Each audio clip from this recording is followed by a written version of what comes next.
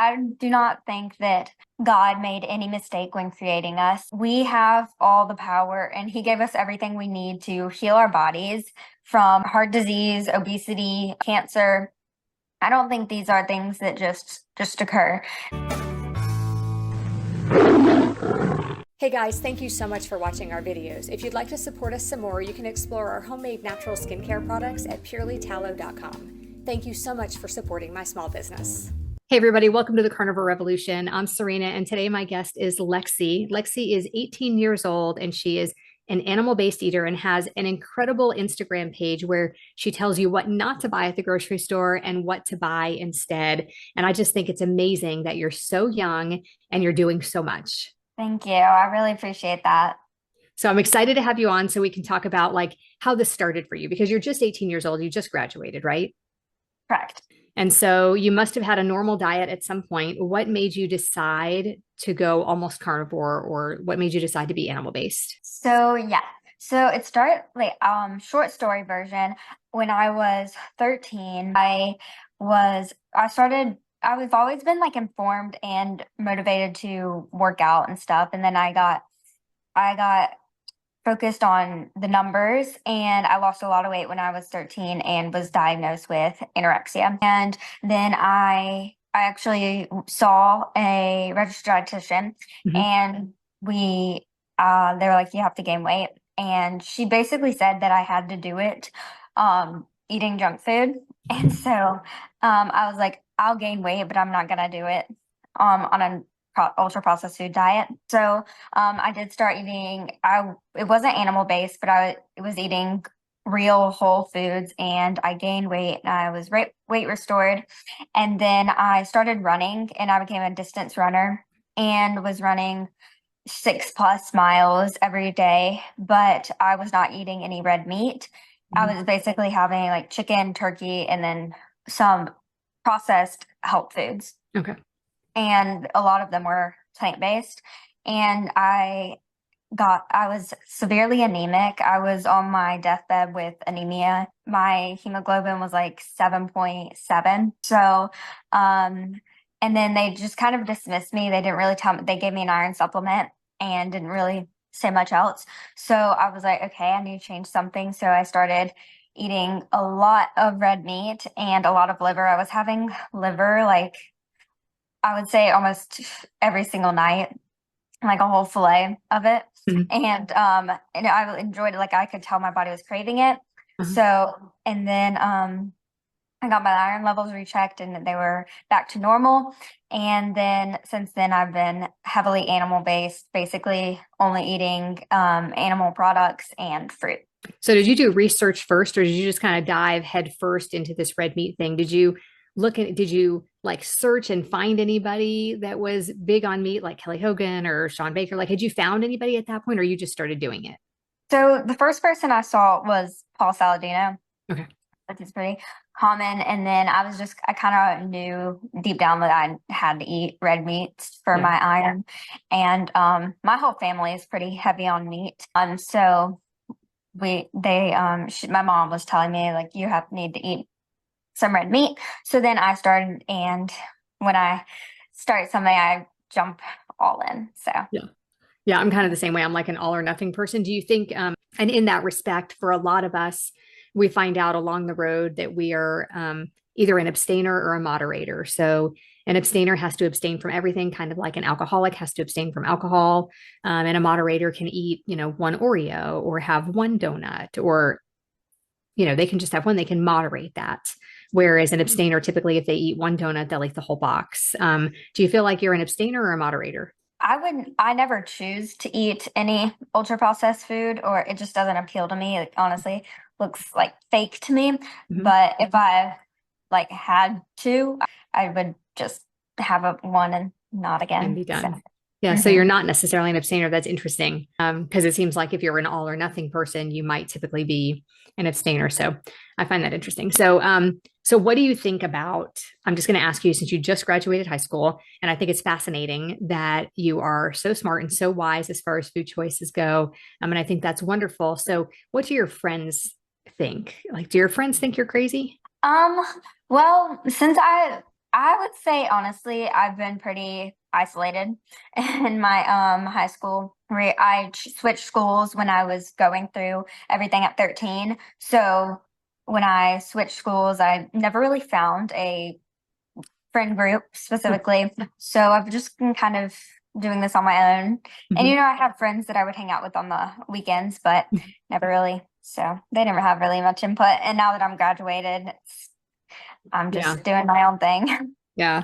That's interesting because I would think that, like friends or family members, like, what did your family think? Did your family think that you were a little bit crazy when you started eating so much meat after having just eaten like chicken and stuff? Honestly, they didn't have I mean, I think my mom is proud. Yeah. She definitely eats a lot, like plenty of, like she eats a lot of vegetables and stuff. So, she was like, I mean, I think she saw how hard I was trying to, focus on getting my iron back up and just being healthy. So they don't really think I'm crazy. So So I'm guessing that you used to bring your lunch to school, right? So you didn't have to deal with the products that they bring out on those trays. And what do you think about that? As somebody who just graduated high school, I mean, what do you think about the foods they serve in school? oh my goodness, it was a like daily basis thing that went through my head because every single class I would go, there'd be like a Coke on their desk or like Doritos, like every single class period. And then in the cafeteria, it's even worse because they just have free reign Yeah. and no parents too. Because these are like even the younger grades. I think my school started at second grade. They can get a Coke every single day. And then high schoolers, and then we have like fast food restaurants that come to our school on a weekly basis. So it's just it's really eye-opening. And stuff like that truly breaks my heart. Mhm. And but there's nothing really I can do. They're not Right. really open to listening, or they listen, but they don't. It just goes in one ear and out the other. Well, yeah, and when you think about having to change everything on that kind of mass scale, like once the food pyramid or the my plate, once those rules are set, the schools have to follow them, nursing homes, military, hospitals, preschools. Like when you think about the huge project and undertaking it would be to change things. But when I was in school, most of the food, the lunch ladies made the food in the back. It wasn't it everything didn't come out of packages. A lot of the stuff was more fresh, and now everything comes out of a package. So the idea that we'll ever turn it around and serve these kids, fresh home cooked food, it's very disheartening because I don't think that that'll ever happen. I mean, I hope that it does because I mean, you see the same things I see, on the internet when somebody is in the hospital and they just had like a diabetic episode or something like that. I mean, you see the pictures, I'm sure people or videos where they show their tray of the food they brought in. So this is somebody who is already using insulin. This is somebody who is already diabetic. They've gotten sick and they're in the hospital. And for breakfast, they bring them one piece of bacon, a glass of orange juice, some oatmeal with some sugar, and a cup of coffee with sugar on the side and an orange or something. And it's crazy what that does to your blood sugar. Yeah, it's sad. It's really Mhm. sad. Yeah, it is. And I feel like they don't I feel like they don't know how to fix it. And you and I were talking before we started recording about as I was asking you about your videos where you show the things not to eat versus the things to eat. And we were talking about how maybe people just like to restore my faith in humanity. I have to believe that some people, most people, it must be most people, really just don't know what the processed foods are doing to them and what the sugar is doing to them. And Mhm. I just think that's crazy. When you're at the store making your videos, do people like look at you funny and what kind of response do you get in the comments and things like that or on those videos where you're showing the terrible products that you can buy versus a better product? Yeah, it's really sad how normalized it's been when we used to only eat whole food. Oh, and then the comments I get about, so what am I supposed to eat? Yeah, Or just live a little. Those are really get me because I'm like, I don't understand how people can live when they're bound to right. the standard American drugs that are caused by these ultra processed foods. Like, um, being bound to them and having diabetes and being overweight, so to where you can't be have an active lifestyle or play with your grandkids or whatever. I don't understand how that's being able to live. And I feel like if in there, another one is enjoy life. And I'm like, if you need ultra processed fake food to enjoy life, then maybe you should reevaluate your lifestyle. And when I'm in the grocery store, I've gotten a few people come up to me and ask me what I'm doing, and I'm just like, I promote healthier options. And then I've had people be like, "Oh, don't look in my buggy then," and then just kind of keep walking. And I'm like, well, I guess they acknowledge it a little bit. And then I've also had some people ask me for my opinion on some Mhm. foods. So yeah, I get the That's both. awesome. Both That's awesome. Maybe you'll options. change some lives at the grocery store. I know you're making a difference online because I have seen your videos and I think that you do an amazing job. And I think the big picture here, the big thing is just that you're so young and making such good choices and then, trying to help people. So I think that's amazing. What made you decide to start an Instagram page to talk about that? Thank you. First of all, I've been posting like just recipes because I actually sell like paleo, keto, healthy desserts made with real food ingredients. So I started posting those recipes in like 2021, and then I basically, I would say end of last year, I just started the grocery store videos because I wanted to share some healthier options because you don't have to necessarily give up, or I don't think you're really giving up anything. Mhm. You're just, I think it's allowing you to live life to the fullest when you eat the food God intended us to eat.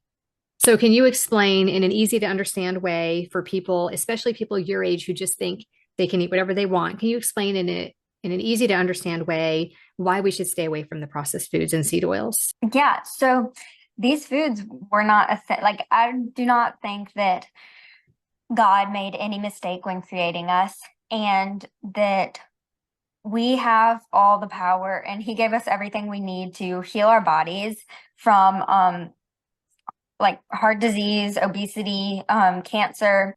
I don't think these are things that just occur. And the food we eat, I think, either feeds or fights disease, and whatever you put in your body is going to um, lean towards that. So I think it is mandatory that we feed our bodies with what we were designed to eat, and that is not ultra processed foods filled with seed oils and refined sugar and corn syrup. It's not gonna help in any way. Yeah, those foods don't nourish our bodies and give us what we need. And we have come to a place in society where every single thing that we do, every function that we go to, every gathering that we go to revolves around the food, and it's Mhm. all garbage, basically. And so, what about vegetables? Do you eat vegetables? Not on a regular basis. If I do, it would be like fermented, like pickles or sauerkraut or pickled onions. So, what is your reason for that, for not eating a lot of vegetables? Honestly, I just feel amazing. Leaning towards animal products. I think that they give me the most energy and they have the most nutrients. So it just doesn't, I feel like you can get so much bang for your buck Mhm. eating animal products. So So, what do you say to people that say, but vegetables are good for us? I'll get that a lot. Me Or too. I get where are your vegetables on your plate.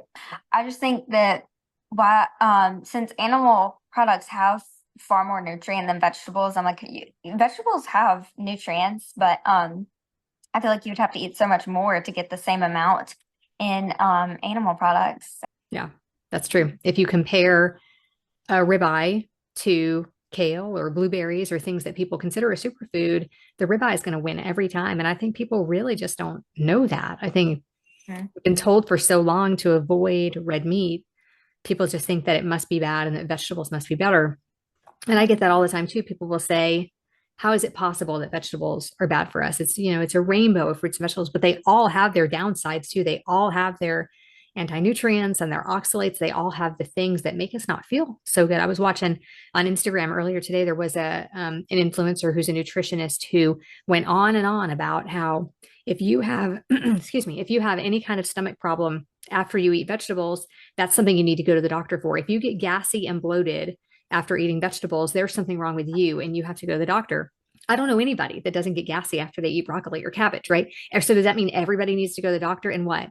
Be put on a medicine for it? I mean, is that what she's saying? Like I should go to the doctor and I should go be put on medicine because broccoli upsets my stomach? Shouldn't I just not eat the broccoli, right? Yep, that's crazy. Yeah, I mean, that makes perfect sense.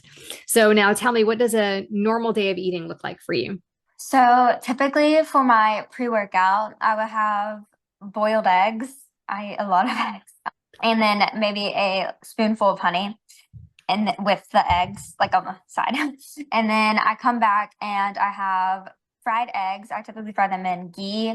And then I have some bacon and then with some Greek yogurt or a beef stick. I have that together. And then for lunch, I typically have a turkey burger or any ground beef burger or smoked salmon with avocado and eggs. And then for dinner, I'll have really any meat. My favorites have been ground bison and ground lamb, and I'll cast iron sear them in a pan with duck fat or beef tallow. And then I typically pair that with bacon, more eggs, and then bone marrow.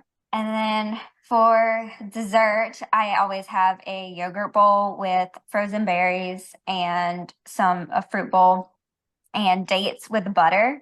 That has been like my favorite snack is dates with butter. And then also I end my night with some of those power pucks. Oh The gosh. those are so so good, and the super chews. Yes. So Love the Power Pucks, and Matt and Allison are the nicest people you will ever meet. So if anybody is curious about that, make sure you go to thepowerpuck.com and get some of those. It's a tallow snack. You can get it unsweetened, but even the sweetened ones are so lightly sweetened, like you almost can't even tell. It's tallow mhm. with protein powder and crushed up pork rinds. It is one of the best snacks out there. And the Bear Bar is coming. They have a new protein bar that's coming out, and I'm super excited about that too. I don't remember the last day I went without them. They're so I good. know. I know, right? It's definitely something that we always have in our house, along with the Super Chews, which is an electrolyte gummy that has protein powder in it, and they are amazing. So if you're animal based and you're missing kind of, a little something like a treat, Power Pucks and Super Chews are the best. So I don't think so. I would say try and learn, educate yourself, listen to podcasts. That's something I've done. I've listened to thousands of podcasts by now, every single day in my free time. Read books, really learn. And if you can't go to the grocery store, if your parents are doing the grocery store, I also recommend sharing with them information, like share little clips on Instagram about the information of how food affects your body. And people will learn, and I think people will follow. So, yeah, yeah. absolutely. We have to lead by example, right? And let other Exactly. people see how we're living and how we're feeling. And then maybe they'll follow because they're curious about it. Lexi, thank you so much for being here. I think you can be a real example for other young people and even older people and people my age. Like you just give so much information in your posts. I just think it's wonderful. Thank you so much. I really So appreciate it. you want to tell people how to find you? Yeah, so I'm Lexi no LV, no caps on all social media. So Okay. Awesome. Thank you so much. And thank you for watching. Be safe, be well, and I'll see you next time.